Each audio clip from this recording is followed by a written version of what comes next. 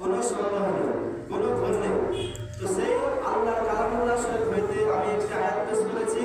সূরাটির নাম সূরা ফুরকান, সূরা নম্বর 25, পারা নম্বর 19, আয়াত নম্বর 64। মহান রব্বুল আলামিন ইরশাদ করলেন, ওয়াল্লাযীনা ইয়াবিতুনা লিরাব্বিহিম সুজদান ওয়া কিয়ামা। যারা আল্লাহর বান্দা হবে তারা আপনার কিনা বলা হয়েছে ঘোরাফেরা করে রাত্রি কাটাবেন না। যারা আল্লাহর বান্দা হবে তারা আপনার কিনা চায়ের দোকানে বসে রাত্রি কাটাবেন না। যারা আল্লাহর বান্দা হবে তারা আপনার কিনা বলা হয়েছে খারাপ কাজে গিয়ে রাত্রি কাটাবেন না।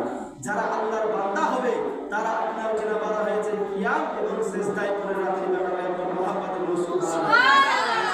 বিরাদার মুআজ্জাজ সাহাবায়ে কিরাম, আজকে আমরা আল্লাহ রাব্বুল আলামিনের বান্দা, আমরা সকলে আল্লাহর বান্দা, কিন্তু আমরা সকলে আল্লাহর খাস বান্দা নই। আল্লাহর যারা খাস বান্দা হবে, আল্লাহর যারা প্রেমিক প্রেমিকা হবে, তারা কিয়াম এবং সিজদায় করে রাত্রি কাটাবে।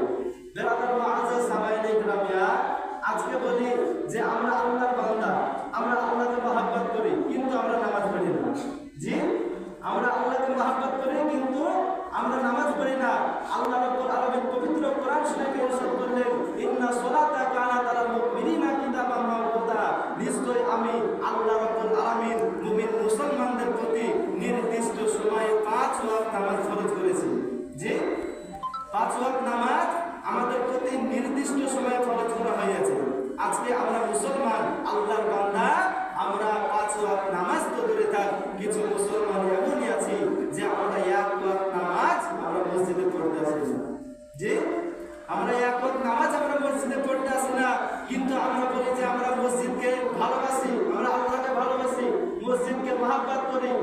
আমি